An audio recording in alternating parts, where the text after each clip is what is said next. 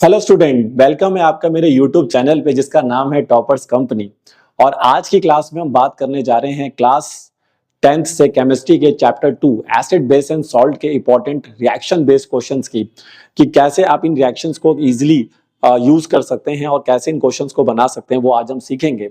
और जितने भी क्वेश्चन मैं कराऊंगा ये जरूर आपको हेल्प करेंगे आपके बोर्ड एग्जाम्स में। तो आइए बच्चे स्टार्ट करते हैं, लेकिन उससे पहले आपको रिएक्शंस का अच्छा नॉलेज होना चाहिए। उसके लिए आप रिएक्शंस को रिवाइज करिए ताकि आपको आज का वीडियो जो है वो ढंग से समझ में आएगा। अगर रिएक्शन नहीं भी लर्न है कोई बात नहीं, पर वीडियो जरूर देखिए, काम का है। चलिए, पहला क्वेश्चन अगर आप देखें तो कह रहा है कि इनमें से कौन सी स्टेटमेंट एसिड के बारे में इनकरेक्ट है। तो आपको याद होगा एसिड की कुछ बेसिक प्रॉपर्टीज होती हैं, जैसे वो सोर इन टेस्ट होते हैं, है ना, H+ आयंस को रिलीज करते हैं। ये सब प्रॉपर्टीज आपने पढ़ी होंगी। ब्लू लिटमस को रेड में कन्वर्ट करते हैं। तो इस तरह की कुछ बेसिक प्रॉपर्टीज होती हैं। तो अगर आप इन सभी प्रॉपर्टीज में जाके देखेंगे तो डी आंसर गलत है, क्योंकि उसमें लिखा हुआ है कि वो रेड लिटमस को ब्लू में करते हैं। तो ऐसा नहीं होता है, वो रेड लिटमस को ब्लू में नहीं करते हैं, ब्लू को रेड में चेंज करते हैं। इसलिए इसका आंसर आपका होना चाहिए डी, क्योंकि उसने पूछा इनमें से कौन सी बात एसिड से जुड़ी हुई है और वो इनकरेक्ट है। तो राइट आंसर इज डी। चलिए बच्चे, तो आगे बढ़ते हैं। अगला क्वेश्चन पूछा हुआ है, अगर सोडियम कार्बोनेट लेते हैं और उसको HCl से रिएक्ट कराते हैं तो क्या बनेगा। तो याद करिए अभी कौन से रिएक्शन की बात हो रही है। सोडियम कार्बोनेट मतलब Na2CO3। तो Na2CO3 अगर आप ले लें, जिसको कहते हैं मेटल कार्बोनेट, और उसको अगर मैं एसिड यानी HCl से रिएक्ट कराता हूं तो आपने रिएक्शन पढ़ा होगा। मेटल कार्बोनेट्स या metal bicarbonates when react with acids तो then they form salt, CO2 and water. तो यहां पर पहले अपने सॉल्ट बनाएगा, तो सोडियम का क्लोरीन के साथ सॉल्ट क्या बन सकता है, NaCl, और साथ में पानी बनेगा और वाटर के साथ बनेगी CO2 गैस। ठीक है भाई, तो ये रिएक्शन याद करिए कि metal carbonates when react with acids तो then they form metal salt plus water and CO2। तो देखिए ये आंसर कहां लिखा हुआ है, तो ये आंसर सही है आपका बी ऑप्शन। तो बी ऑप्शन में आप देख सकते हैं NaCl, water and CO2 gas लिखा हुआ है, यानी B is the right answer. ठीक, चलिए बच्चे, तो आगे बढ़ते हैं और नेक्स्ट क्वेश्चन देखते हैं। कह रहा है कि इनमें से सही ऑर्डर इनकी एसिडिक स्ट्रेंथ के बारे में कौन सा है। अब इसमें वाटर है, एसिटिक एसिड है और हाइड्रोक्लोरिक एसिड है। तो यू नो दैट कि हाइड्रोक्लोरिक एसिड एक स्ट्रॉन्ग एसिड में आता है, तो HCl यहाँ पे सबसे ज्यादा एसिडिक होगा। तो HCl यहाँ पे सबसे आगे दो जगह पर है, A और B। लेकिन A और B में सब कौन सा सही आंसर होगा, तो वो होगा हमारे लिए A, क्योंकि एसिटिक एसिड जो होता है वो वाटर से ज्यादा एसिडिक होता है। एसिटिक एसिड का मतलब होता है इथेनॉइक एसिड, जिसको CH3COOH कहते हैं, बट इसका एसिडिक नेचर वाटर से ज्यादा होता है लेकिन HCl से कम होता है। इसलिए राइट आंसर आपके लिए हो जाएगा ए, बिकॉज हाइड्रोक्लोरिक एसिड तो HCl is the strongest acid, वो तो हम जानते थे, बट वाटर और एसिटिक एसिड में कंफ्यूजन थी। But acetic acid is more acid than water, इस बात का ध्यान रखिए। चलिए बच्चे, नेक्स्ट क्वेश्चन देखते हैं। ये कह रहा है अगर हम प्रोलॉन्ग सप्लाई करते हैं CO2 का, कहां से, लाइम वाटर से। You know that what is lime water. Lime water is calcium hydroxide. अब कैल्शियम हाइड्रोक्साइड में से अगर हम CO2 को लंबे समय तक पास करें, प्रोलॉन्ग सप्लाई का मतलब है कि आपने उसको ज्यादा देर तक पास कर दिया, तो देखिए होता क्या है कि जब हम CO2 को वहां से लिमिटेड अमाउंट में पास करते हैं तो पहले लाइम वाटर कलरलेस होता है, लेकिन मिल्कीनेस आती है। बट आप उसको प्रोलॉन्ग कर देंगे तो फिर वो मिल्कीनेस डिसअपियर हो जाएगी। तो पहले मिल्कीनेस आती है because of the formation of calcium carbonate, और after that milkiness disappear due to the formation of calcium bicarbonate. ये रिएक्शन बहुत इंपॉर्टेंट है, तो जरूर करके जाएं। तो आइए देखते हैं कहां पे ऐसा कुछ लिखा हुआ है कि the milkiness of lime water disappear. तो this is the right answer कि milkiness of the lime water क्या होगा, डिसअपियर होगा। पहले अपीयर होगा लेकिन प्रोलॉन्ग्ड कर रहे हैं इसलिए डिसअपियर हो जाएगा। ठीक, तो राइट आंसर इज डिसअपियर। चलिए, इसको लाइम वाटर टेस्ट में भी लिया जाता है। 6th में अगर आप जाते हैं तो कह रहा है, तो नेक्स्ट क्वेश्चन मतलब when calcium hydroxide is react with CO2 it will give CaCO3 and water. The nature of the CaCO3 क्या होगा। कैल्शियम कार्बोनेट का वो नेचर पूछ रहे हैं आपसे। ये वही रिएक्शन हो गया जिसके पीछे हम बात भी कर रहे थे, लाइम वाटर से जब CO2 पास करते हैं, because calcium hydroxide is a lime water. लेकिन वो कैल्शियम कार्बोनेट और वाटर जो बन रहा है उसमें कैल्शियम कार्बोनेट का नेचर पूछ रहा है, एसिडिक, बेसिक या न्यूट्रल। तो देखिए किसी भी सॉल्ट का अगर आपको नेचर पता करना है तो आप उसे हमेशा वाटर में ऐड करिए। ठीक है, और इस तरह के क्वेश्चन आजकल बहुत आते हैं जिसमें सॉल्ट का क्या पता करना होता है, नेचर। तो याद रखिए अगर आपको किसी भी सॉल्ट का नेचर पता करना है तो क्या तरीका है, आप उस सॉल्ट को वाटर में डालिए। ये देखिए, सॉल्ट लीजिए और उसको वाटर में ऐड करिए।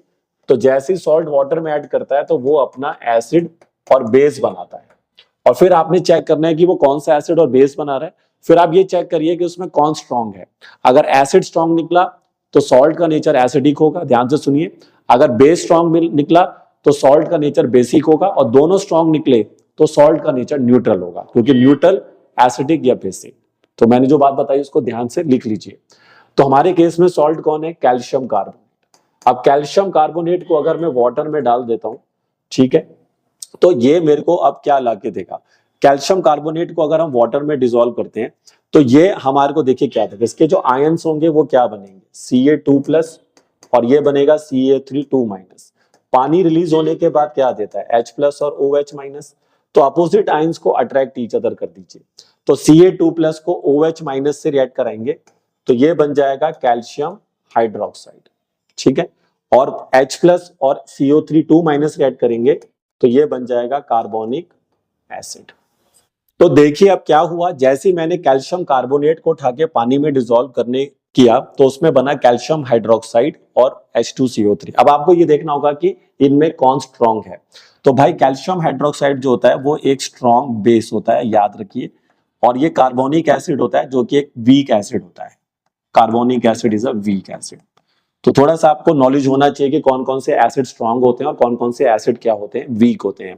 तो उससे आप पता लगा पाएंगे। तो हमारा बेस क्योंकि स्ट्रांग बना है इसलिए सॉल्ट का नेचर क्या हो जाएगा, बेसिक हो जाएगा। क्योंकि मैंने कहा था जो चीज स्ट्रांग बनेगी वही नेचर होगा। दोनों स्ट्रांग बन गए, एसिड बेस दोनों स्ट्रांग बन गए, तो सॉल्ट का नेचर फिर न्यूट्रल हो जाएगा। ठीक, तो जब भी आपको सॉल्ट का नेचर पता करना है, सॉल्ट को वाटर में डालिए और पता करिए कि कौन सा एसिड और बेस बन रहा है, और उनकी जो स्ट्रांग और वीकनेस है उससे आप सॉल्ट का नेचर पता करेंगे। तो ऐसे क्वेश्चन बहुत आते हैं एग्जाम में, इसलिए इनको करके चाहिए। नेक्स्ट क्वेश्चन इसमें पूछ रहा है कि इनमें से कौन सी बात यूनिवर्सल इंडिकेटर के लिए सही है। देखिए यूनिवर्सल इंडिकेटर जो होता है वो काफी सारे इंडिकेटर का एक मिक्सचर होता है। तो यहाँ पर जो बात सही है उसके लिए अगर आप देखें तो पहली बात लिखा है इंडिकेटर हैविंग pH 7 या ब्लू कलर pH 3 या बिकम्स कलरलेस एट pH 7 या gives red colour at pH 3। तो इसमें से सही बात जो है वो डी पॉइंट है, क्योंकि ये रेड कलर आपको बना के देंगे जब इनका पीएच कितना होगा, 3 होगा। क्योंकि 7 से नीचे में जो सोल्यूशन का नेचर होता है वो एसिडिक होता है। तो इसीलिए यहां पर आपका डी आंसर हो जाएगा सही, ठीक है। तो इसका आंसर होगा डी। तो आइए देखते हैं अब अगला क्वेश्चन क्या कहता है। कहता है which one of the following can be used as acid base indicator by the visually impaired student. मतलब जो बच्चे ऐसे हैं जो देख नहीं पा रहे हैं तो उनको कैसे पता लगाना होगा कि वो एसिड है या बेसिक है। तो देखिए वो देख तो पा नहीं रहे, तो इंडिकेटर दो ही तरह के हम यूज करते हैं, एक तो कलर चेंज करते हैं और एक जो अपना स्मेल यानी ऑर्डर चेंज करते हैं, जिनको ऑल्फैक्टरी इंडिकेटर कहते हैं। तो इसलिए विजुअली जो लोग इंपेयर्ड हैं उनके लिए ऑल्फैक्टरी इंडिकेटर ज्यादा बेस्ट होगा। और यहाँ पे आप चेक करिए कि कौन ऑल्फैक्टरी इंडिकेटर है, तो वो होगा वैनिला एसेंस। क्योंकि वैनिला में जब हम एसिड या बेस मिक्स करते हैं तो वो अपना स्मेल चेंज करता है, क्योंकि वैनिला का अपना खुद का एक ऑर्डर होता है। तो उसके चेंज होने की वजह से वो समझ पाएंगे कि वो एसिड था या बेस था, ठीक है। तो यहाँ पर आपको ऑल्फैक्टरी इंडिकेटर का यूज करना होगा। चलिए बच्चे, तो नेक्स्ट आते हैं नेक्स्ट क्वेश्चन पे। ये कहता है कि NaOH और HCl को अगर मिक्स कर देते हैं इक्वल क्वांटिटी में तो क्या बनेगा। अब देखिए NaOH एक बेस है और HCl एक एसिड है। तो आप सबने पढ़ा ही होगा कि एसिड और बेस मिलकर क्या बनाते हैं, न्यूट्रलाइजेशन रिएक्शन हो जाएगा। तो अगर हम बेस में कोई भी एसिड मिला दें, बेस में कोई भी एसिड मिला दें तो दे फॉर्म अपना एक सॉल्ट फॉर्मेशन होता है और साथ में बनता है वाटर। तो NaOH अगर आप देख लीजिए ये हमारा बेस हो गया, HCl हमारा एसिड हो गया। तो कौन सा सॉल्ट बनेगा भाई, क्योंकि NaCl ही बनेगा, बच्चा बच्चा जानता है। और साथ में रिलीज हो जाएगा H2O। तो इसका आंसर होगा फॉर्मेशन ऑफ सॉल्ट होगा साथ में H2। बट यहाँ पे सॉल्ट का नाम नहीं दिया, बट गैसेस तो गलत लिखी है ना। H2 थोड़ा ना रिलीज हो रहा है, O2 थोड़ा रिलीज हो रहा है, वाटर रिलीज हो रहा है। और सॉल्ट का नाम जो रहेगा वो NaCl रहेगा। वो आप इस तरह से इसमें याद रख सकते हैं। तो याद रखिए neutralisation reaction when acid react with base they form salt plus water, ठीक है। चलिए बच्चे, तो आगे बढ़ते हैं। नेक्स्ट क्वेश्चन हमसे पूछा जा रहा है कि कैल्शियम फॉस्फेट जो होता है ये टूथ एनिमल, अगर आपको याद हो या आपने पढ़ा होगा टूथ डिके यहाँ पर, तो टूथ एनिमल जो हमारा होता है ये हार्डेस्ट सब्सटेंस होता है हमारी बॉडी में जिसको कि कैल्शियम फॉस्फेट से बना होता है। तो हमसे वही पूछा जा रहा है कि कैल्शियम फॉस्फेट का नेचर क्या होगा। अब फिर से सॉल्ट का नेचर पता करना है तो अभी मैंने बताया था सॉल्ट का नेचर पता करने का तरीका क्या होता है, अपने सॉल्ट को लीजिए और उसको वाटर में डाल दीजिए। तो अगर मैं कैल्शियम फॉस्फेट लेता हूं जिसका फॉर्मूला होता है कैल्शियम फॉस्फेट का फॉर्मूला जो बनेगा वो बनेगा आपका Ca3 और PO4 ट्वाइस। ठीक है भाई, ये फॉर्मूला होता है कैल्शियम फॉस्फेट का। कोई कैल्शियम की वैलेंसी 2 होती है और फॉस्फेट की 3 माइनस होती है। और इसको अगर मैंने वाटर में ऐड कर दिया तो अब मैं देखूंगा कि कौन सा एसिड और कौन सा बेस बना रहा है। तो कैल्शियम मेरे को लाके देगा यहाँ से कैल्शियम 2+ कैल्शियम फॉस्फेट से, और साथ में बनेगा PO4 3 माइनस। पानी लाके देता है H+ और OH माइनस, तो अपोजिट आयंस को अट्रैक्ट करवा दीजिए। तो PO4 3 माइनस के साथ H जुड़ जाएगा, तो ये बन जाएगा आपका H3PO4। और प्लस में अगर आप देखें तो Ca2+ के साथ OH जुड़ जाएगा, तो ये बन जाएगा कैल्शियम हाइड्रोक्साइड।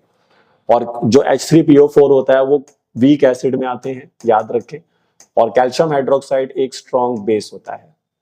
तो क्योंकि इस बार हमारा बेस स्ट्रॉन्ग बन रहा है, और जब भी बेस स्ट्रॉन्ग बनेगा तो सॉल्ट का नेचर कैसा होगा, बेसिक होगा। तो याद रखिए कैल्शियम फॉस्फेट का नेचर कैसा होता है, बेसिक होता है, इसलिए इसका आंसर हो जाएगा आपका ए। तो जब भी सॉल्ट का नेचर पता करना है तो उसको वाटर में ऐड करिए, फिर देखिए कौन सा एसिड कौन सा बेस बन, उसका तरीका भी मैं आपको बता रहा हूं। आपसे ऐसे आयंस को डिसोसिएट करिए, फिर अपोजिट आयन को अट्रैक्ट करवा दीजिए, और उसके बाद देख लीजिए कौन सा एसिड बेस बन रहा है। बट यहाँ पे सबसे इंपॉर्टेंट चीज ये है कि कौन सा एसिड स्ट्रॉन्ग है या वीक है, उसका नॉलेज आपको जरूर होना चाहिए। तो मैं आपको कुछ बता देता हूँ क्योंकि बार बार ये क्वेश्चन आ रहा है। तो स्ट्रॉन्ग एसिड की अगर हम बात करते हैं तो उसमें आप HCl को लिख लीजिए, HNO3 लिख लीजिए और H2SO4 लिख लीजिए। ये 3 एसिड स्ट्रॉन्ग में आ जाते हैं। अगर वीक एसिड की बात करते हैं तो उसके अंदर आप एसिटिक एसिड ले लीजिए CH3COH, और कार्बोनिक एसिड ले लीजिए H2CO3। इसी तरह से अगर टीचर आपको याद करना कह रहा है स्ट्रॉन्ग बेस, तो स्ट्रॉन्ग बेस में आप सबसे आगे लिख लीजिए NaOH और कैल्शियम हाइड्रोक्साइड। ठीक है। अगर आपको वीक बेस चाहिए तो उसमें आप ले लीजिए अमोनियम हाइड्रोक्साइड, और इसमें आप ले सकते हैं मैग्नीशियम हाइड्रोक्साइड, जिसको मिल्क ऑफ मैग्नीशिया भी कहते हैं। तो इस तरह से ये चीजें नोट डाउन कर लें और आपको एग्जाम में हेल्प कर जाएंगी कि कौन स्ट्रॉन्ग एसिड में है, कौन वीक एसिड में है, कौन स्ट्रॉन्ग बेस में है, कौन वीक बेस में है, ताकि आपको सॉल्ट का नेचर पता करने में क्या होगी, आसानी। चलिए बच्चे, तो आगे बढ़ते हैं। अगला क्वेश्चन अब हमारा सब्जेक्टिव क्वेश्चन। इससे पहले हम ऑब्जेक्टिव क्वेश्चंस कर रहे थे, अब ये सब्जेक्टिव है। तो क्वेश्चन को ध्यान से पढ़ते हैं। कह रहा है सोडियम हाइड्रोजन कार्बोनेट को अगर हम एसिटिक एसिड्स के साथ ऐड करते हैं तो एक गैस रिलीज करते हैं, और which of the following statement are true about the gas evolve. इनमें से कौन सी, मतलब ये भी एमसीक्यू क्वेश्चन ही है, सब्जेक्टिव नहीं है, मैंने देखा नहीं ध्यान से, ये भी एक एमसीक्यू क्वेश्चन है। तो कह रहा है कि सोडियम हाइड्रोजन कार्बोनेट को अगर हम एसिटिक एसिड, अब देखिए सोडियम हाइड्रोजन कार्बोनेट कार्बोनेट है, और कार्बोनेट में अगर आप एसिड डालेंगे तो कौन सी गैस रिलीज होगी, CO2। तो इतना तो कंफर्म है कि जो गैस की वो बात कर रहा है वो कार्बन डाइऑक्साइड है। तो इतना तो समझ में आ गया, CO2 गैस रिलीज हो रही है। अब मुझे बताइए, क्या it turns lime water milky? Yes, ये पहली बात सही है। It extinguishes the burning splinter? Yes, ये भी सही है क्योंकि CO2 फायर एक्सटिंग्विशर होता है। It dissolve in a solution of sodium hydroxide? क्या कार्बन डाइऑक्साइड सोडियम हाइड्रोक्साइड के सॉल्यूशन में डिसॉल्व हो सकती है, ये पूछ रहा है। चौथा पूछ रहा है it has a pungent order. तो देखिए उसका पंजेंट ऑर्डर तो नहीं होता है, क्योंकि पंजेंट ऑर्डर जो होता है वो ज्यादातर उन गैसेस का होता है जिनको स्मेल करने में हमें प्रॉब्लम आती है, बट ये पंजेंट ऑर्डर का स्मेल नहीं। But dissolve in NaOH sodium hydroxide, ये सही है क्योंकि NaOH एक बेस है और कार्बन डाइऑक्साइड एक एसिडिक नेचर का ऑक्साइड है, क्योंकि non metallic oxide acidic nature की होती है, तो ये NaOH में डिसॉल्व हो सकती है। तो इसका आंसर फर्स्ट भी सही है, सेकंड भी सही है, थर्ड भी सही है, फोर्थ बात गलत है। तो इसलिए B is the right answer, क्योंकि इसमें फर्स्ट, सेकंड और थर्ड तीनों ऑप्शन आ रहे हैं। ठीक, तो CO2 गैस की जो प्रॉपर्टीज हैं उनको थोड़ा सा ध्यान में रखिए कि ये लाइम वाटर को मिल्कीनेस करता है, फायर एक्सटिंग्विशर का काम करता है, और दूसरा इसका नेचर एसिडिक होता है। ठीक है, चलिए बच्चे नेक्स्ट क्वेश्चन अगर आप देखें तो अब ये थोड़ा सब्जेक्टिव क्वेश्चन आ गए हमारे, तो आइए इनको ट्राई करते हैं। अब क्वेश्चन दिया हुआ है कि बेकिंग सोडा को यूज किया जाता है स्मॉल अमाउंट में ब्रेड्स या केक्स बनाने के लिए, और जिसकी वजह से हमारे केक जो होते हैं सॉफ्ट और स्पंजी बनते हैं। इसका एक्वा सोल्यूशन जो होता है बेकिंग सोडा को, रेड लिटमस को ब्लू में कन्वर्ट करता है, और it also used in a soda acid fire extinguisher में भी इसको यूज करते हैं। तो ये देखिए, जो भी आपने सॉल्ट जब पढ़ा होगा इस चैप्टर में, तो ये बहुत ही इंपॉर्टेंट सॉल्ट है, जरूर करके जाइए। ज्यादातर क्वेश्चन पेपर में एक क्वेश्चन तो आपको बेकिंग सोडा पे मिलेगा ही मिलेगा। तो बेकिंग सोडा का कॉमन नेम होता है वैसे ये, केमिकल नेम इसका होता है सोडियम हाइड्रोजन कार्बोनेट। तो यहाँ पर ये सोडियम हाइड्रोजन कार्बोनेट की बात कर रहे हैं। अब सोडियम हाइड्रोजन कार्बोनेट जो होता है उसकी ये कुछ प्रॉपर्टीज होती है, जैसे इसको हम बेकिंग पाउडर बनाते हैं इससे, अगर आप इसमें टार्टरिक एसिड मिला दो तो उससे बेकिंग पाउडर बन जाता है जो कि केक वगैरह बनाने में यूज होता है। इसको हम सोडा एसिड फायर एक्सटिंग्विशर में यूज करते हैं आग बुझाने के लिए। तो कह रहा है how does it help in extinguishing the fire. तो उसमें आपको एक रिएक्शन देना पड़ेगा कि अगर हम सोडियम हाइड्रोजन कार्बोनेट ले लें और उसमें जब हम मिलाते हैं H2SO4 तो ये वही रिएक्शन होगा, बाइकार्बोनेट ऑफ एसिड से रिएक्ट कर रहा है तो ये अपना सॉल्ट बनाएगा, साथ में वाटर और CO2 गैस रिलीज होगी। तो ये सॉल्ट बनाएगा सोडियम सल्फेट, साथ में बनेगा वाटर और CO2 गैस। और ये जो CO2 गैस यहाँ पे रिलीज होगी, यहाँ पे आपको रिएक्शन देना पड़ेगा और उस रिएक्शन को लिखना पड़ेगा और उससे आप समझा पाएंगे कि CO2 गैस जो यहाँ पे रिलीज होता है वो फिर आग को बुझाने का काम करता है। तो इसको कहते हैं soda acid fire extinguisher reaction. ठीक है, तो कौन सा एसिड यूज हो रहा है यहाँ पर? H2SO4 sulphuric acid. फिर कह रहा है what is the reaction involve when it is heated. अगर हम सोडियम हाइड्रोजन कार्बोनेट को हीट कर दें, ये भी बहुत इंपॉर्टेंट रिएक्शन है, अगर हम सोडियम हाइड्रोजन कार्बोनेट को हीट कर दें तो याद रखिए ये बनाता है सोडियम कार्बोनेट यानी कि Na2CO3, साथ में बनता है आपका CO2 और वाटर। फिर से ये CO2 गैस को रिलीज करता है और यही रिएक्शन जब केक के अंदर होता है तो ये CO2 गैस अब आग बुझाने का नहीं, यही CO2 गैस केक को फुलाने का, राइज अप करने का काम करती है और जिससे केक को स्पंजी और फ्लफी बनाती है।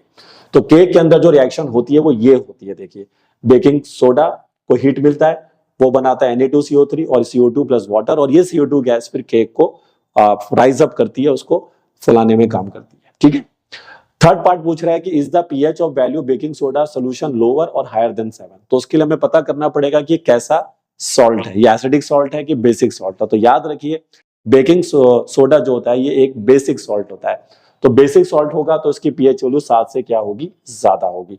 अब आप कहेंगे सर आपको कैसे पता लग गया कि ये बेसिक सॉल्ट है? तो भाई इसको पानी में डालिए और जैसे ही आप इसको पानी में डालेंगे तो चेक कर लीजिए कि कौन सा एसिड और बेस बना रहा है।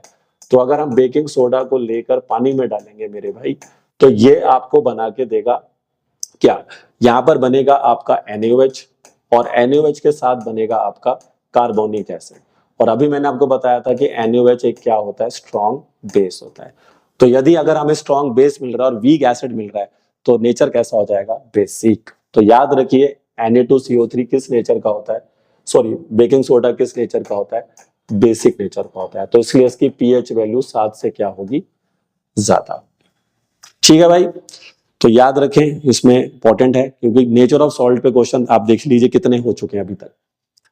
तो ये अच्छा क्वेश्चन है, जरूर करके जाइए और बेकिंग सोडा की हर एक चीज, हर एक प्रॉपर्टी, प्रिपरेशन सब करके जाइए क्योंकि बेकिंग सोडा ही सबसे इंपॉर्टेंट सॉल्ट है और इस पर एक क्वेश्चन गारंटी आएगा आपके एग्जाम में। हाँ जी बच्चे, तो नेक्स्ट क्वेश्चन देखते हैं। कहता है कंपाउंड X है जिसका यूज किया जाता है ग्लास सोप इंडस्ट्री के अंदर। ठीक है, ग्लास एंड सोप इंडस्ट्री में इसका यूज किया जाता है और आइडेंटिफाई करिए कंपाउंड कौन है, इसका फॉर्मूला बताइए, इसके अंदर कितना वाटर ऑफ क्रिस्टलाइजेशन प्रेजेंट होता है और इसको कैसे प्रिपेयर कर सकते हैं हम सोडियम क्लोराइड से। 3 क्वेश्चन पूछे गए हैं। तो देखिए यहाँ पर जिस कंपाउंड की ये बात कर रहे हैं ये है सोडियम कार्बोनेट, वॉशिंग सोडा जिसको कहा जाता है। तो इसलिए पहले का जो आंसर होगा यहाँ पर वो हो जाएगा Na2CO3 और इसके अंदर अगर आपको इसका फॉर्मूला ढंग से याद हो तो भाई इसमें 10 वाटर ऑफ क्रिस्टलाइजेशन होते हैं। वाटर ऑफ क्रिस्टलाइजेशन आपने पढ़ा होगा, जो ये किसी भी सॉल्ट को क्रिस्टल की फॉर्म में रहने में हेल्प करते हैं। तो उसके पास याद रखिए 10 वाटर ऑफ क्रिस्टलाइजेशन होता है जो डॉट के बाद लिखा जाता है।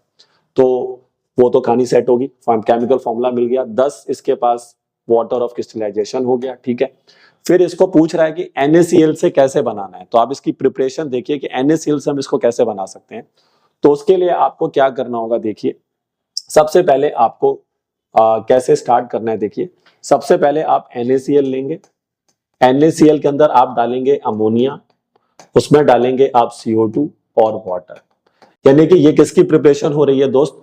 ये प्रिपरेशन हो रही है पहले सोडियम बाइकार्बोनेट की, यानी कि सोडियम बाइकार्बोनेट मतलब बेकिंग सोडा की। और बेकिंग सोडा जब यहां से बनेगा तो यहां से बनता है बेकिंग सोडा NaHCO3 और साथ में रिलीज होता है अमोनियम क्लोराइड। ठीक है भाई, ये सभी को सॉल्ट याद होना चाहिए। बेकिंग सोडा प्रिपेयर किया जाता है NaCl से। तो NaCl plus ammonia CO2 water mix कर दिया, बेकिंग सोडा बन गया। अब इस बेकिंग सोडा को हमने करना होगा हीट। जैसे मैं इस बेकिंग सोडा को हीट करूंगा तो अभी मैंने पीछे भी रिएक्शन लिखा था कि Na2CO3 बन जाएगा और साथ में बनेगा वाटर और CO2 गैस। ऐसे फिर हम सोडियम कार्बोनेट तक पहुंच जाएंगे। अब सोडियम कार्बोनेट में क्या डालना रह गया है, 10H2, और 10H2 हम डालने के लिए क्रिस्टलाइजेशन प्रोसेस की मदद लेंगे। और जैसे हम यहाँ पे क्रिस्टलाइजेशन प्रोसेस करेंगे, यानी कि जो अभी हमने ये सॉल्ट बनाया Na2CO3, और इसके अंदर हम ऐड कर देंगे क्या, 10H2। इस प्रोसेस को कहते हैं क्रिस्टलाइजेशन, और फिर ये बन जाएगा Na2CO3.10H2। तो 3 स्टेप्स लगेंगे आपको, तब जाके रिएक्शन पूरा होगा। तो first you have to take NaCl, उसको अमोनिया CO2 वाटर में डालकर यू हैव टू प्रिपेयर क्या, baking soda, and then you heat the baking soda. Baking soda को हीट करेंगे, you get the washing soda, मतलब Na2CO3 not in the crystalline form. उसको crystalline form में लाने के लिए you have to add 10H2। तो 10H2 डालने के लिए आपको करना पड़ेगा तीसरा स्टेप। तो देन आपको मिलेगा यहां से वॉशिंग सोडा, यानी कि सोडियम कार्बोनेट डाइकाहाइड्रेट, ये इसका common name, sorry chemical name होता है। तो अच्छा क्वेश्चन है, करके जाइए, ठीक है। आगे बढ़ते हैं, आइए। नेक्स्ट क्वेश्चन पूछ रहा है कि ये कंपाउंड X है जो बिल्डिंग मटेरियल के लिए यूज किया जाता है। बिल्डिंग मटेरियल में इसका यूज किया जाता है। पानी में ये डिसॉल्व होता नहीं है, और HCl से रिएक्ट करने के बाद ये गैस रिलीज करता है जो कि लाइम वाटर को मिल्की करता है। अब इतना तो समझ में आ रहा होगा कि लाइम वाटर को अगर वो मिल्की कर रही है वो गैस, तो वो कार्बन डाइऑक्साइड गैस हो जाएगी। तो ये किस सॉल्ट की बात कर रहे हैं, देखिए यहाँ पर, जो बिल्डिंग मटेरियल वगैरह में भी यूज किया जाता है और वाटर में घुलता नहीं है।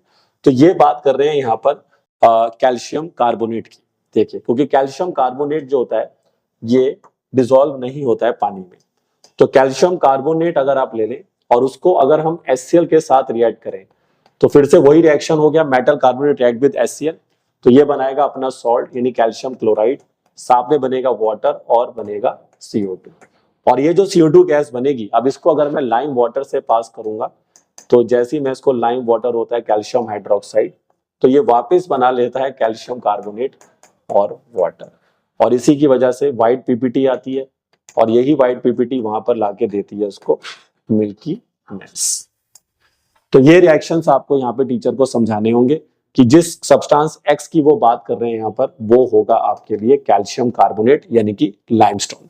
और जैसे हम उसको एसिड ऐड करेंगे तो CO2 गैस रिलीज होगी। ये CO2 गैस को हम लाइम वाटर से पास करेंगे तो मिल्की नेस आती है, ये आपको पता होगा।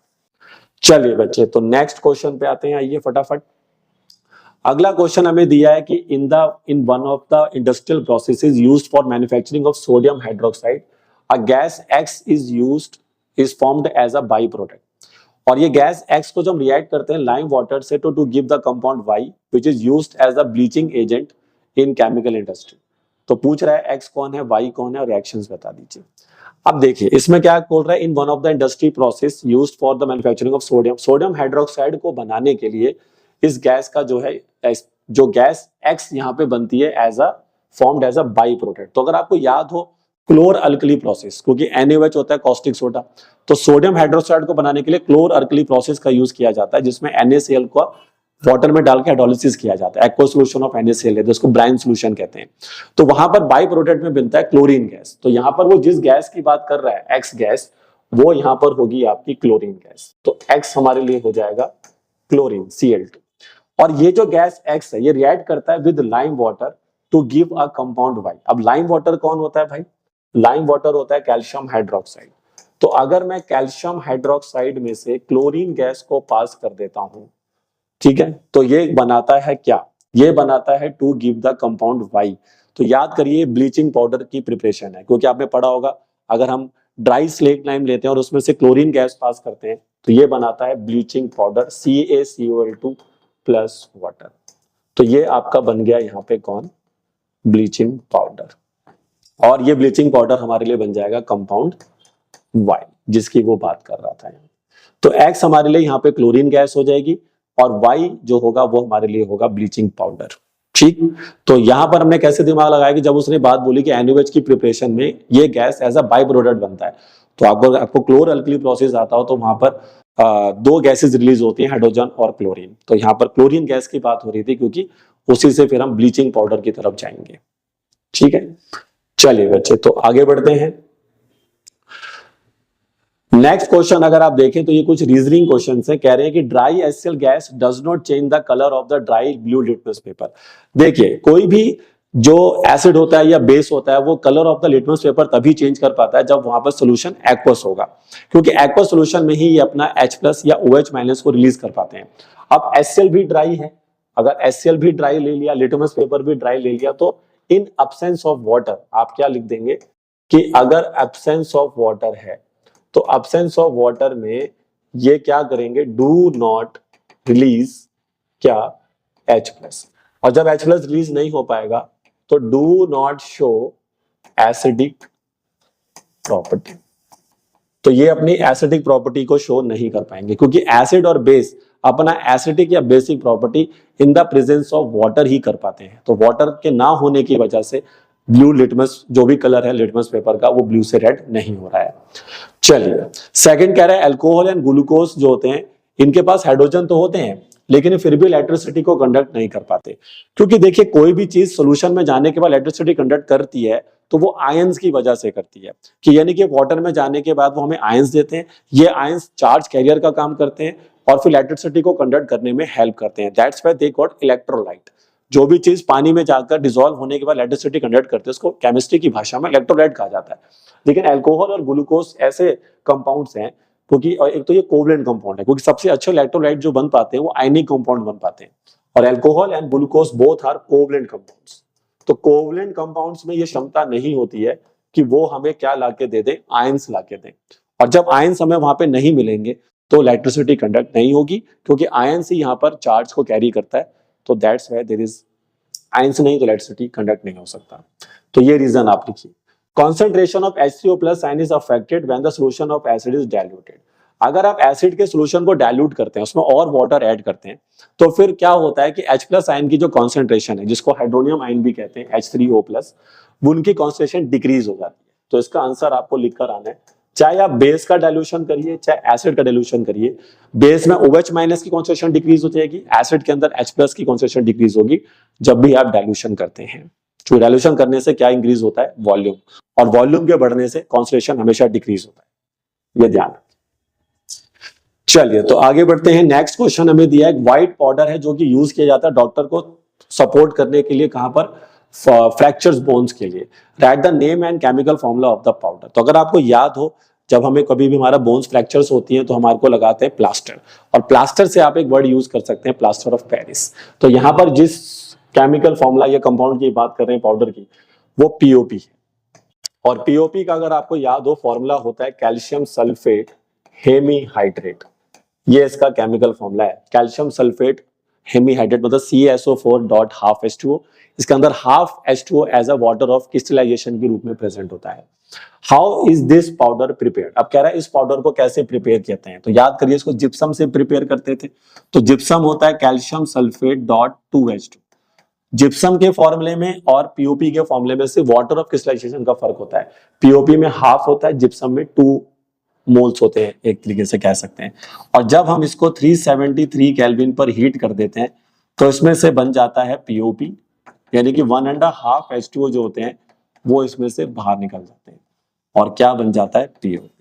तो याद रखिए जिप्सम को अगर मैं हीट कर दूं तो वो मेरे को हीट करने पर 373 केल्विन टेम्परेचर मेंशन करना पड़ेगा आपको। तो जिप्सम को 373 केल्विन पर अगर आप हीट करें then you get the POP. तो सेकंड पार्ट हो गया उसकी preparation. When this white powder is mixed with water, एक हार्ड सॉलिड मास ऑब्टेन्ड होता है। देखिए अब रिएक्शन रिवर्स हो जाएगा, क्योंकि अगर आपने पीओपी ले लिया और उस पीओपी को हमने पानी में डाल दिया, तो अब जैसे इसको वापस 1.5 H2O मिल जाएगा तो भाई ये वापस जिप्सम बना लेगा। तो ऊपर वाला रिएक्शन को आपने रिवर्स करके लिख देना है, तो ये अब वापस जिप्सम बना लेगा। तो तभी कहा जाता है कि पीओपी को हमेशा मॉइस्चर प्रूफ कंटेनर में रखना होता है। तो जो कंटेनर मॉइस्चर प्रूफ होगा तभी पीओपी वहां पे रहेगा, क्योंकि पीओपी को अगर वाटर मिल गया तो वो इस रिएक्शन की वजह से, ये रिएक्शन लिखना है आपने, calcium sulphate plus .12H2 plus में 1.5 H2 डाल देंगे तो जिप्सम, यानी जो हार्ड मास की वो बात कर रहा है वो जिप्सम बन जाता है। तो दैट्स व्हाई ये क्वेश्चन आ सकता है कि why POP store in moisture proof container, ताकि ये रिएक्शन ना हो सके। ठीक, give one more use of this white powder. कह रहे हैं इस व्हाइट पाउडर का कुछ और यूजेस बताइए। तो इसका यूजेस हम जो हमारी क्या कहते हैं आइडल्स वगैरह बनते हैं ना, जो भगवान के मूर्तियां वगैरह बनती हैं और जितने भी डिजाइन बनते हैं, फॉल सीलिंग्स होती हैं, वहां पर हम इसको यूज करते हैं। ठीक है, तो वहां पर इसके कुछ और यूजेस आप लिख सकते हैं। चलिए बच्चे, तो जिप्सम और पीओपी की कहानी समझ में आई होगी और जरूर करके जाइए, पीओपी से जिप्सम कैसे बनता है और जिप्सम से पीओपी कैसे बनती है। चलिए नेक्स्ट क्वेश्चन, कुछ हमसे एग्जांपल्स मांगे जा रहे हैं अलग अलग चीजों के। तो पहला एग्जांपल हमसे मांगा जा रहा है कि एक बेसिक ऑक्साइड का एग्जांपल बताइए जो वाटर में सोलेबल हो। तो वाटर में सोलेबल जो बेसिक ऑक्साइड, देखिए metallic oxides are basic in nature, ये लिख लीजिए ये बात कि मेटेलिक ऑक्साइड बेसिक नेचर की होती हैं और non metallic oxide acidic nature की होती है। तो आप कोई भी एक मेटेलिक ऑक्साइड ले लीजिए, तो इसका एग्जांपल में आप ले सकते हैं Na2, ठीक है। सोडियम की जो ऑक्साइड्स होती हैं, मैग्नीशियम की जो ऑक्साइड्स होती है, ये काफी अच्छा वाटर में डिसॉल्व हो जाती है, ठीक है। बेसिक ऑक्साइड बताइए जो इनसोलेबल इन वाटर होगा, तो फिर आप ले सकते हैं इसके अंदर कॉपर ऑक्साइड। कॉपर की जो ऑक्साइड होती है CuO, ये वाटर में डिसॉल्व नहीं होती है, याद रखें। वीक मिनरल एसिड, एक मिनरल एसिड का एग्जांपल दीजिए जो वीक होता है, तो इसमें आप ले सकते हैं कार्बोनिक एसिड। कई बच्चे इसमें एसिटिक एसिड लिखकर आएंगे, but acetic acid is not a mineral acid, वो ऑर्गेनिक एसिड है, ठीक है। दोस्तों मिनरल एसिड पूछा तो कार्बोनिक एसिड दीजिए और H2CO3 इसका फॉर्मूला होता है। अब base which is not an alkali, एक ऐसे बेस का नाम बता दीजिए जो अल्कली नहीं, अल्कली मतलब जो पानी में घुले, तो जो पानी में नहीं घुला एक वैसा बेस बना दी। तो कॉपर का भी इसमें आप बेस ले सकते हैं, कॉपर हाइड्रोक्साइड। तो कॉपर हाइड्रोक्साइड एक बेस तो है, लेकिन ये वाटर में सोलेबल नहीं होता है। हाइड्रोजन कंटेनिंग कंपाउंड बताइए which is not an acid, एक ऐसे कंपाउंड बताइए जिसमें हाइड्रोजन तो होगी लेकिन वो एसिडिक नेचर नहीं दिखा सकता। तो उसका एग्जांपल में आप ले सकते हैं यहाँ पर मीथेन, CH4। अब CH4 में हाइड्रोजन तो है, लेकिन methane is not an acidic in nature because ये H+ रिलीज नहीं करता है हमारे को। तो इस तरह के क्वेश्चन भी आ सकते हैं भाई, ठीक है। चलिए नेक्स्ट क्वेश्चन आप देखें तो पूछ रहा है कि यूनिवर्सल इंडिकेटर क्या होता है और उसका एक यूज बताइए। देखिए मैंने आपको पहले ही बताया था, यूनिवर्सल इंडिकेटर काफी सारे इंडिकेटर का एक मिक्सचर होता है और इसका यूज हम एसिड या बेस का पता लगाने के लिए करते हैं, ठीक है। आप कह रहे हैं सोल्यूशन ए है जो gives pink colour in the drops of phenolphthalein, उसमें अगर ऐड करें तो अगर आपको याद हो फिनोप्थलीन हो गया, जैसे अगले पार्ट में आप देखें तो इसमें शायद, हाँ देखिए इसमें मिथाइल ऑरेंज की भी बात कर रहा है। तो फिनोप्थलीन और मिथाइल ऑरेंज जो ये होते हैं ये आर्टिफिशियल इंडिकेटर कहलाते हैं। तो अब इनके अंदर आप एसिड मिलाएंगे या बेस मिलाएंगे तो क्या कलर में चेंजेस होंगे वो आपको याद होने चाहिए। तो फिनोप्थलीन में अगर एसिड मिलाएंगे तो कलरलेस हो जाता है, फिनोप्थलीन में अगर बेस मिलाएंगे तो पिंक हो जाता है। तो अब उसने बोला कि मेरा जो कलर है पिंक हो रहा है, तो सोल्यूशन ए किस नेचर का हो गया भाई, बेसिक हो गया। फिर तो बेसिक नेचर जब फिनोप्थलीन उसमें ऐड करेंगे तो उसका कलर पिंक हो जाता है। तो सोल्यूशन ए तो बेसिक हो गया। सोल्यूशन बी जो होता है वो रेड कलर दे देता है जब उसमें मिलाया जाता है मिथाइल ऑरेंज। तो अब ये सोल्यूशन हो जाएगा एसिडिक, क्योंकि मिथाइल ऑरेंज में जब आप एसिड मिलाते हैं तो उसका कलर जो होता है वो होता है क्या कहते हैं, रेड। और इसमें अगर आप बेस मिलाते हैं तो उसका कलर येलो हो जाता है। तो इसलिए फिनोप्थलीन और मिथाइल ऑरेंज में जब एसिड या बेस मिलेगा तो याद रखें क्या कलर वो चेंज करते हैं वो आपको आना चाहिए। तो याद रखें सोल्यूशन ए बेसिक हो गया और बी जो हो गया वो एसिडिक हो गया। तो ये तो हो गया हमारा पार्ट इसमें, ठीक है। फिर कह रहा है name one salt whose solution has pH more than 7 and one salt whose pH is less than 7। अब मुझे अगर एक ऐसा सॉल्ट लिखना है जिसका pH 7 से क्या हो, ज्यादा हो, तो मेरे को एक बेसिक सॉल्ट का एग्जांपल देना पड़ेगा। तो बेसिक सॉल्ट में अगर आप जाते हैं, देखिए तो बेसिक सॉल्ट में अगर आपको चाहिए तो आपको एक ऐसा सॉल्ट लेना पड़ेगा जो कि स्ट्रॉन्ग बेस और वीक एसिड से बनता हो। स्ट्रॉन्ग बेस तो स्ट्रॉन्ग होना चाहिए और वीक एसिड होना चाहिए। तो आप इसमें NaOH, देखिए मैं आपको पहले बना के दिखा रहा हूं, क्योंकि देखो मुझे अगर बेसिक सॉल्ट चाहिए तो मुझे बेस स्ट्रॉन्ग करना पड़ेगा। तो बेस स्ट्रॉन्ग मैंने ले लिया, देखो NaOH, ठीक है। NaOH आपका बेस स्ट्रॉन्ग हो गया और वीक एसिड कर दो। वीक एसिड में आप ले सकते हैं कार्बोनिक एसिड। अब इससे आप एक सॉल्ट बना लीजिए। तो इससे अगर मैं एक सॉल्ट बनाऊंगा तो देखो क्या बन जाएगा, सोडियम कार्बोनेट बन जाएगा, था ना भाई। तो सोडियम कार्बोनेट आप एग्जांपल ले सकते हैं किसका, बेसिक सॉल्ट में। अगर आपको एसिडिक सॉल्ट बनाना है तो फिर आप क्या करिए, स्ट्रॉन्ग एसिड लीजिए। आप स्ट्रॉन्ग एसिड में आप क्या ले सकते हैं, HCl, और वीक बेस कर दो। तो बेस अगर मुझे वीक करना है तो मैं ले सकता हूं अमोनियम हाइड्रोक्साइड। तो अमोनियम हाइड्रोक्साइड में HCl डालोगे तो अमोनियम का क्लोराइड बन जाएगा। तो ये दोनों मिलके जो सॉल्ट बनाएंगे वो बनाएंगे अमोनियम क्लोराइड। तो अमोनियम क्लोराइड आपके लिए बन जाएगा एसिडिक सॉल्ट, इसका pH 7 से कम हो जाएगा। और ये बन जाएगा आपके लिए बेसिक सॉल्ट, इसका pH 7 से ज्यादा हो जाएगा। तो ऐसे भी दिमाग लगा ले, अगर एसिड स्ट्रॉन्ग कर दोगे, बेस वीक करोगे तो सॉल्ट एसिडिक होता है। बेस स्ट्रॉन्ग कर दोगे, एसिड वीक कर दोगे तो सॉल्ट बेसिक होता है। दोनों स्ट्रॉन्ग कर दोगे, जैसे NaOH के साथ आप HCl कर दो तो जो सॉल्ट बनेगा वो सोडियम क्लोराइड बनेगा, NaCl, और NaCl एक न्यूट्रल सॉल्ट होता है। फिर तो ये बहुत इंपॉर्टेंट चीजें हैं भाई, इस तरह के क्वेश्चन आते हैं एग्जाम में, तो करके जाइए आप। तो आइए स्टूडेंट नेक्स्ट क्वेश्चन देखते हैं। ये एक डायग्राम बेस्ड क्वेश्चन है, यहाँ पे कुछ डायग्राम बना हुआ है और उसमें पूछा जा रहा है कि इस पूरे एक्सपेरिमेंट में ये हाइड्रोजन गैस को रिलीज कर रहे हैं, लिखा है प्रिपरेशन ऑफ हाइड्रोजन गैस अगर हम करते हैं। और इसमें अगर आप देखें तो टेस्ट ट्यूब में उन्होंने जिंक रखा हुआ है और डाइल्यूट सल्फ्यूरिक एसिड डाल रखा है। तो वी नो दैट कि जिंक अगर एसिड से रिएक्ट करेगा सल्फ्यूरिक एसिड से, तो हाइड्रोजन गैस रिलीज होती है। वेरी इंपॉर्टेंट रिएक्शन है ये भी। लेकिन कह रहा है अगर हमें जिंक ग्रैनुअल्स जिंक को दानेदार कर दें, तो जिंक ग्रैनुअल्स की जगह पे जिंक डस्ट ले लें, तो फिर क्या फर्क पड़ेगा। तो उसने ये पूछा हमसे कि अगर मैं चेंजेस करूंगा, तो ये 4 चेंजेस कर रहे हैं, उसके अकॉर्डिंग पूछ रहे हैं कि क्या फर्क पड़ेगा। तो भाई देखिए, इससे तो क्या होगा कि हाइड्रोजन गैस की जो निकलने की स्पीड है वो और बढ़ जाएगी, क्योंकि जिंक ग्रैनुअल्स के मुकाबले में जिंक डस्ट का सरफेस एरिया ज्यादा होता है। तो सरफेस एरिया बढ़ने से रिएक्शन की स्पीड बढ़ती है। Rate of reaction is directly proportional to surface area of the reactants. तो इसलिए याद रखें, यहाँ पर आपको ख्याल लिखना है फर्स्ट पार्ट में कि जो हाइड्रोजन गैस के बनने की जो स्पीड है वो बढ़ जाएगी। ठीक है, तो speed of hydrogen gas formation increases. ठीक, speed of hydrogen gas formation increases. ठीक है, फिर कह रहा है अगर मैं डाइल्यूट सल्फ्यूरिक एसिड की जगह पर हाइड्रोक्लोरिक एसिड ले लूं तो क्या होगा। तो कोई फर्क नहीं पड़ेगा भाई। अरे भाई रिएक्शन देखिए ना, अगर जिंक को मैं HCl के साथ रिएक्ट करूंगा तो भी तो बना लेगा हाइड्रोजन गैस। तो हाइड्रोजन गैस पहले भी बन रही थी, अभी भी बनेगी भाई। जिंक HCl से रिएक्ट करेगा तो जिंक क्लोराइड पे हाइड्रोजन गैस बन जाएगी।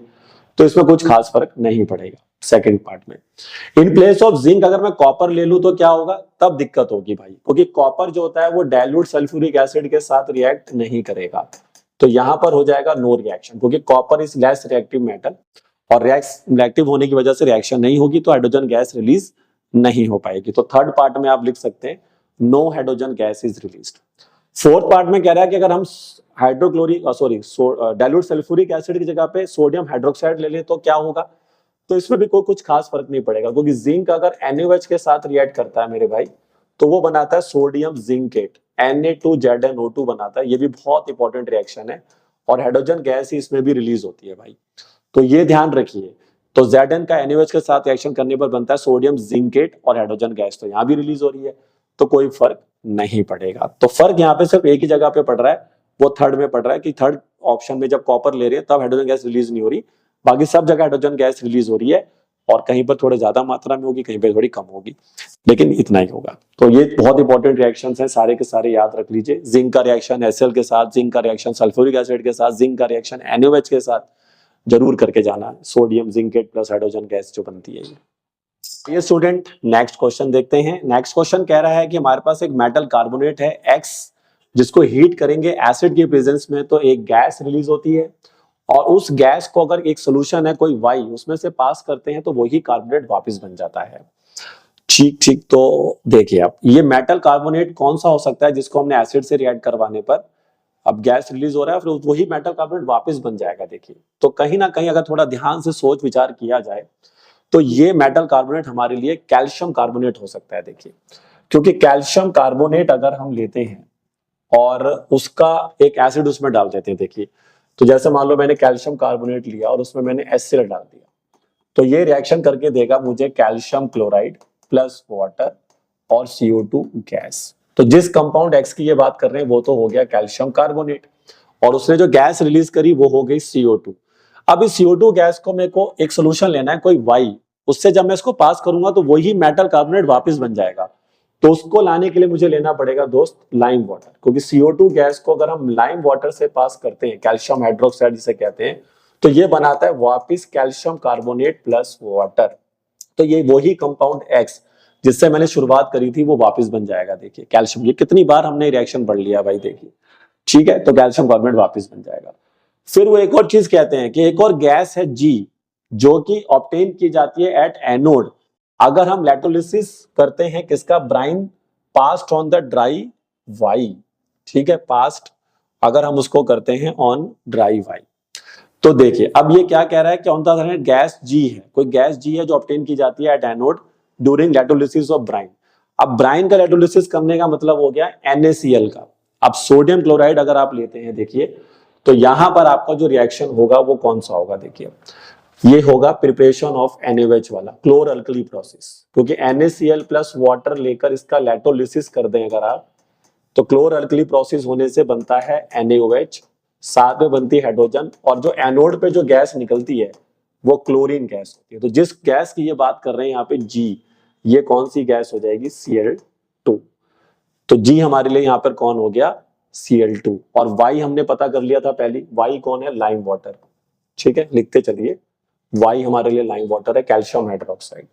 फिर उसने क्या बोला हुआ है कि अगर हम उस G गैस को लेते जो एनोड पे बनी थी, उसको ड्राई Y से पास करते हैं। अब ड्राई Y मतलब Y कौन था भाई, कैल्शियम हाइड्रोक्साइड। अब कैल्शियम हाइड्रोक्साइड में से क्या पास करनी है, क्लोरीन गैस। तो याद करिए अब कौन सा रिएक्शन हो जाएगा भाई यहाँ पर। तो अगर मैं क्या ले लेता हूं, कैल्शियम हाइड्रोक्साइड ले लेता हूं, लाइम वाटर जो मेरा Y था, उसमें से वो गैस जो G हमने दी थी Cl2, तो क्या बनता है दोस्त, ब्लीचिंग पाउडर, और साथ में बनता है वाटर। तो ये जो अब नेक्स्ट कंपाउंड हमें मिलकर मिलेगा Z, ये हमारे लिए होगा ब्लीचिंग पाउडर। तो कितने रिएक्शन आपको करने पड़ेंगे यहाँ पे, चार रिएक्शंस लिखेंगे तब बात बनेगी भाई इस क्वेश्चन में। तो पहले वो मेटल कार्बोनेट कौन था, वो था भाई कैल्शियम कार्बोनेट, उसको HCl से रिएक्ट करा एसिड से, तो गैस रिलीज हुई CO2। उस CO2 गैस को फिर मैंने एक सोल्यूशन से पास किया ताकि वो मेटल कार्बोनेट वापस बने। तो मैंने दिमाग लगाया कि ये होना चाहिए कैल्शियम हाइड्रोक्साइड, लाइम वाटर, ताकि वो CO3 वापस देगा। फिर उसने बोला था कि गैस रिलीज होती है क्लोर अल्कली प्रोसेस में, जो हम ब्राइन का इलेक्ट्रोलिसिस करते हैं, तो वो गैस हुई Cl2 एनोड, जिसको हमने नाम दिया G गैस। और उस G गैस को अगर हम ड्राई Y से, ड्राई Y मतलब होगा ड्राई स्लेट लाइम से पास करते हैं, तो बनता है ब्लीचिंग पाउडर। तो ये सब देखिए रिएक्शन जब बच्चे को ढंग से याद होते हैं ना भाई, तब वो इस तरह से चीजों को समझ पाता है कि हाँ भाई ऐसे भी क्वेश्चन हम कर सकते हैं। तो रिएक्शन को ढंग से रिवाइज करिए भैया, टीचर इस तरह से ही घुमा घुमा के क्वेश्चन पूछते हैं, डायरेक्टली कुछ नहीं आने वाला पेपर में। चलिए बच्चे, अगला क्वेश्चन अगर आप देखें अब, तो ये कह रहा है सॉल्ट पी है जो कॉमनली यूज्ड होता है बेकिंग प्रोडक्ट्स में। तो समझ में आ गया होगा भाई बेकिंग इंडस्ट्री में कौन सा सॉल्ट यूज होता है। इसको हीट करते हैं, गेट्स द कन्वर्टिंग इनटू एक और अदर सॉल्ट जो कि क्यू होता है, जिसको यूज करते हैं हार्डनेस ऑफ वाटर को रिमूव करने में। तो बच्चा समझ गया होगा भाई यूजेस पढ़िए सॉल्ट के, जैसे कि आपका बेकिंग सोडा है तो ये कहाँ यूज हो रहा है, वॉशिंग सोडा है तो ये कहाँ यूज हो रहा है, ब्लीचिंग पाउडर कहाँ यूज हो रहा है, पीओपी कहाँ यूज हो रहा है, यूजेस पर ही क्वेश्चन घुमा रहा है टीचर। तो मैं समझ गया हूं कि जो सॉल्ट पी था वो कौन था, वो बेकिंग सोडा था, क्योंकि बेकिंग सोडा को अगर मैं हीट कर देता हूं, है ना भाई, आपने पढ़ा था बेकिंग सोडा को, यानी NaHCO3 जो कि मेरे लिए P बनेगा, इसको अगर मैं हीट कर दूं तो ये बना लेता है मेरे लिए Na2CO3, और इसी Na2CO3 से बनता है साथ में वाटर और CO2, और ये हमारे लिए बनेगा दूसरा सॉल्ट यानी कि Q, क्योंकि Na2CO3 को हम हार्डनेस ऑफ वाटर को रिमूव करने में भी यूज करते हैं। और साथ में कह रहा है and a gas R is evolve, यहाँ पर एक गैस भी निकलेगी R, जो कि फ्रेशली प्रिपेयर्ड लाइम वाटर से पास करेंगे तो मिल्कीनेस। कितनी बार ये रिएक्शन आ गया कि CO2 गैस बनेगी, ये जो R की बात कर रहा है, और जैसे ही फिर मैं CO2 गैस को लाइम वाटर से पास करूंगा तो ये मेरे को बना के देगा कैल्शियम कार्बोनेट प्लस वाटर, और इसकी वाइट पीपीटी होती है, कितनी बार बता दिया क्लास में, और ये बन जाएगा मिल्कीनेस। तो यहाँ पर P कौन है, यहाँ पर P है बेकिंग सोडा, यहाँ पे Q कौन है, वो है वॉशिंग सोडा, और यहाँ पे R कौन है, CO2 गैस। ठीक है, तो इस तरह से देखिए यूजेस पता हो गया तो फटाफट आंसर आ जाएगा आपको। चलिए नेक्स्ट क्वेश्चन अगर आप देखें बच्चे, तो ये आपको दिया हुआ है कुछ रिएक्शन से, और यहाँ पर कुछ कंपाउंड्स हैं जिनको हमें आइडेंटिफाई करना होगा। तो देखिए यहाँ पर एक X कंपाउंड है, वो जिंक के साथ रिएक्ट करके A+H2 बना रहा है। तो इतना समझ में आ रहा है कि अगर हाइड्रोजन गैस यहाँ पे रिलीज हो रही है और ये मेटल है, तो इसका कहीं ना कहीं एसिड होना जरूरी है, क्योंकि मेटल जब एसिड से रिएक्ट करते हैं तभी हाइड्रोजन गैस रिलीज करते हैं। और यहाँ पे भी समझ में आ रहा है ये एसिड है कोई ना कोई HCl, और HCl जब किसी से रिएक्ट कर रहा है, यहाँ पर देखिए देखिए अब यहाँ पर एक प्रॉब्लम आ गई। पहले मैं सोच रहा था कि ये एसिड होगा, लेकिन अब मैं एसिड को एसिड से रिएक्ट तो नहीं करा सकता, क्योंकि दोनों बार ये देखिए एसिड से रिएक्ट कर रहा है। तो इसका मतलब अब ये कोई बेस हो सकता है, क्योंकि मेटल जब बेस से रिएक्ट करता है, यानी NaOH जैसे बेस होता है, उसके साथ भी रिएक्ट करने पर हाइड्रोजन गैस निकाल सकता है। तो पहले मेरे दिमाग में यही आ रहा था कि एसिड होगा, क्योंकि मेटल रिएक्ट विद एसिड, पहले रिएक्शन को देख के समझ में आ रहा था, बट नेक्स्ट रिएक्शन देखा तो समझ में आया कि भाई एसिड नहीं है, ये कोई बेस है। तो ये बेस कौन सा हुआ, NaOH। तो यहाँ पर वो आप लेंगे NaOH, तो X का काम करेगा NaOH। NaOH अगर जिंक से रिएक्ट करता है, तो अभी मैंने पीछे रिएक्शन करवाया था, सोडियम जिंकेट बनता है, Na2ZnO2 बनता है जो कि A बन जाएगा आपके लिए। अब NaOH अगर HCl से रिएक्ट करेगा तो अपना सॉल्ट बना लेगा, तो सॉल्ट प्लस वाटर होगा, न्यूट्रलाइजेशन रिएक्शन हो जाएगा ये, तो यहाँ बन जाएगा NaCl, तो ये आपके लिए B का काम करेगा। और NaOH अगर एसिटिक एसिड से रिएक्ट करता है तो वो बनाता है भाई अपना फिर से एक सॉल्ट जो कि होता है सोडियम एसीटेट। ये आपने कार्बोनेट्स कंपाउंड चैप्टर में पढ़ा होगा, CH3COOH। तो बताइए X कौन बना, सोडियम हाइड्रोक्साइड, A कौन बना, सोडियम जिंकेट, और B कौन बना, NaCl, और C कौन बना आपके लिए, अच्छा ये सॉल्ट बनेगा, सॉरी मैंने सॉल्ट नहीं बनाया, ये सॉल्ट बनेगा CH3COONA, sodium acetate. Sodium acetate होता है CH3CONA, तो ये बनेगा आपके लिए C। तो ये भी अच्छा क्वेश्चन है, इस तरह के क्वेश्चन भी आपको एग्जाम में मिल सकते हैं। चलिए बच्चे, तो आगे बढ़ते हैं। अब ये एक हमारा टेबल बेस्ड क्वेश्चन है, और इसमें जैसा कि अगर आप इस क्वेश्चन को ध्यान से ऑब्जर्व करेंगे तो भाई ये जो क्वेश्चन है ये आपका है सॉल्ट के नेचर पर। और मैंने अभी पीछे बता दिया था कि सॉल्ट का अगर नेचर पता करना है तो आपके पास जो तरीका है वो यही है कि आप उस सॉल्ट को लीजिए और उसको पानी में डिसॉल्व करिए, और फिर देखिए कि वो कौन सा एसिड या वो कौन सा बेस बना रहा है, और उससे फिर आप उसका नेचर पता कर सकते हैं, जो हम देखेंगे कि कौन सी चीज स्ट्रांग बन रही है। तो ये क्वेश्चन उसी पर ही बेस्ड है। और आप इसका रिवर्स भी समझ सकते हैं कि अगर हम किसी एसिड को किसी बेस के साथ रिएक्ट करते हैं तो वो बना लेता है फिर से सॉल्ट और वही पानी, ठीक है। तो इसको बोलते हैं न्यूट्रलाइजेशन रिएक्शन, ऊपर वाले को बोलते हैं हाइड्रोलिसिस ऑफ सॉल्ट। अगर आपको उनको नाम देना है तो इसको कहा जाता है हाइड्रोलिसिस ऑफ सॉल्ट, जो नेचर पता करेंगे, और इसको बोला जाता है न्यूट्रलाइजेशन रिएक्शन। तो इस तरह से आप याद रखें।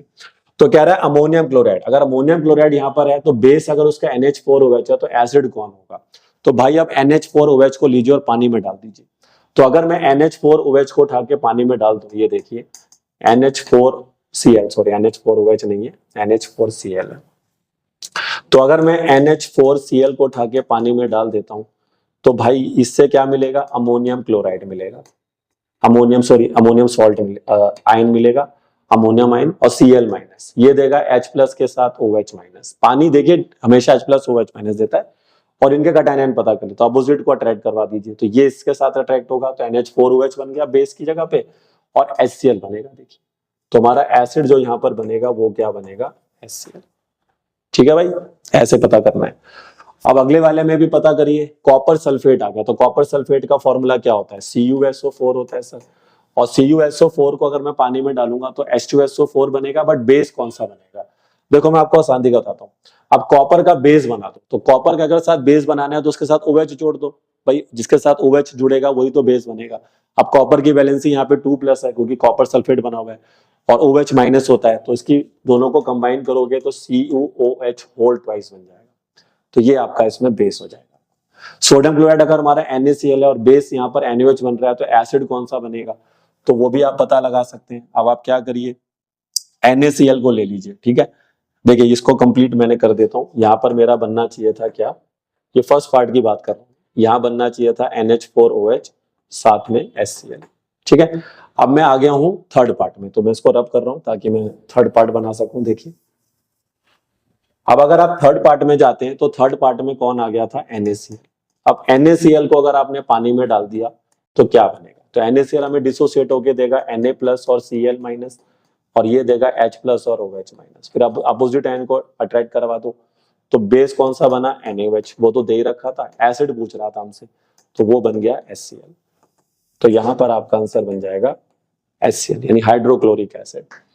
सेम तरीके से आपको सारे करने हैं। तो ऐसे अगर आप मैग्नीशियम नाइट्रेट के साथ जाएंगे तो बेस यहाँ पर बनेगा आपका मैग्नीशियम हाइड्रोक्साइड, और एसिड तो उसने दे रखा है, ये आप करके देखो आप खुद से, मैंने एक बार तरीका बता दिया। ये क्या देगा, Mg2+ और NO3 माइनस, और पानी देगा H+ और OH माइनस, फिर उनको जोड़िए, K2SO4 तोड़िए, K2SO4 क्या देगा, K+, देखिए ना, इसको करके दिखा देता हूँ। देखिए K2SO4 वाला देखो सारे बच्चे, अगर K2SO4 ले लिया मान लो मैंने, अब उसको मैं पानी में डालूंगा तो कौन सा एसिड और बेस बनेगा, ये तो पूछ रहा है। तो इसका K+ होगा और सल्फेट होता है SO4 2-, पानी देगा H+ के साथ OH-, अपोजिट आयन को अट्रैक्ट करा दो, तो K के साथ OH गया तो क्या बन जाएगा, KOH। तो बेस बनेगा आपका KOH और एसिड कौन सा बन गया देखिए H2SO4 सल्फ्यूरिक एसिड। और ऐसे कैल्शियम नाइट्रेट के साथ जाएंगे तो बेस बनेगा कैल्शियम हाइड्रोक्साइड और एसिड आपको नाइट्रेट आ गया तो नाइट्रेट में एसिड कौन बनता है HNO3, ऐसे भी पता कर सकते हैं। तो देखो मैं आपको एक तरीका बता देता हूं, जैसे कि अगर आपने देखा कि उसके सॉल्ट में Cl आ रहा है, देखिए जिनके भी सॉल्ट में Cl आएगा, देखो जिनके भी सॉल्ट में Cl आ रहा है ना, देखो अब मैं आपको ट्रिक बता रहा हूँ फटाफट करने की। अगर किसी के सॉल्ट में क्या आ रहा है Cl आ रहा है तो समझ जाओ कि उसके अंदर जो एसिड बनेगा वो HCl ही होगा, कन्फर्म है। किसी के सॉल्ट में अगर मान लो सल्फेट आ रहा है तो समझ जाना कि उसका जो एसिड बनेगा वो सल्फ्यूरिक एसिड होगा H2SO4। किसी के सॉल्ट में NO3 माइनस आ रहा है तो एसिड कौन सा बनेगा नाइट्रिक एसिड। तो क्लोरीन से जो एसिड बनेगा वो HCl होगा, सल्फेट से जो बनेगा वो H2SO4 ही होगा, कन्फर्म है, और नाइट्रेट से जो बनेगा HNO3 होगा। और भी बनते हैं लेकिन देखो हमारे कोर्स के हिसाब से मैं चल रहा हूँ, क्लास 10th के बेसिस पे मैं आपको बता रहा हूँ ये बात। तो ऐसे भी क्वेश्चन पेपर में आ जाते हैं भैया जिसके अंदर आपको सॉल्ट का नेचर पता करना होता है। तो इस तरह से आप लॉजिक को यूज करिए जो मैं आपको बता रहा हूँ। चलिए अब ये हमारा एक तरीके से लास्ट क्वेश्चन है, आइए इसको पढ़ लेते हैं। इसमें कह रहा है एक कंपाउंड X है जो बिटर टू टेस्ट है, एक कंपाउंड X है जिसका जो टेस्ट है वो बिटर है, बिटर मतलब कड़वा है, तो ये बेस होना चाहिए कहीं ना कहीं, बेसिक नेचर का होना चाहिए। It is a compound of washing powder and reacting with dilute HCl to form produce brisk effervescence due to the colorless and odorless gas Y, which turns lime water milky due to the formation of Z. When excess of CO2 is passed, milkiness disappear. तो देखिए ये तो बहुत ही simple हो गया हमारे लिए कि ये जो कंपाउंड X है जिसको हम यूज करते हैं एज अ वॉशिंग पाउडर के रूप में भी इसको यूज करते हैं, और ये फिर HCl से रिएक्ट करके वो कंपाउंड बना रहा है। तो ये जिसकी वॉशिंग पाउडर में अगर इसको यूज करा जा रहा है तो ये वॉशिंग सोडा होगा आपके लिए।